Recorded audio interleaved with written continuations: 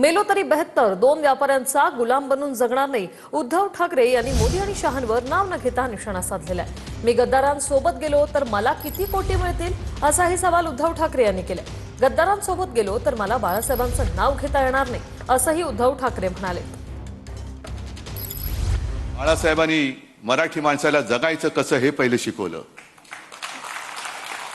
कारण जर जगायचं कसं हेच आपण विसरून गेलो, गुलामीचं जीणं कदापि जगणं मी शक्य नाहीये, अजिबात नाही. मेलो तरी 72, पण त्या दोन व्यापाऱ्यांचा गुलाम बनून मी आयुष्यात कधी जगणार नाही, ही शपथ सगळ्यांनी घेतली पाहिजे. आपण लढतो, आपण लढणार.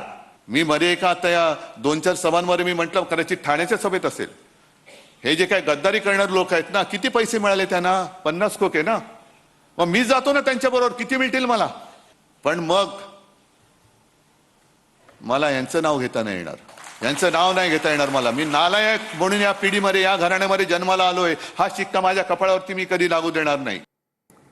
तर मुंबईत निसटता पराभव झाला असं उद्धव ठाकरेंनी म्हटलंय. शिवसेनेचे मुंबईतील गड आजही कायम आहेत, असंही उद्धव ठाकरे म्हणतात.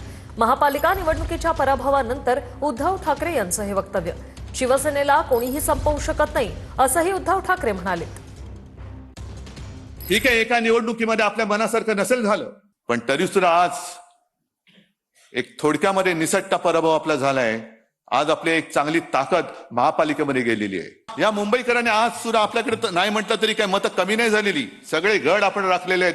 शिवसेना हा केवळ राजकीय पक्ष नाहीये.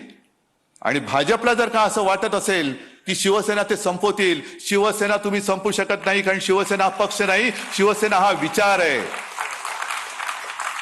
शिवसेना हा भूमिपुत्रांचा अंगार आहे. आणि शिवसेना म्हणजे अन्यायग्रस्तांच्या हृदयामध्ये पेटलेली मशाल आहे, ती तुम्ही विझवू शकत नाही.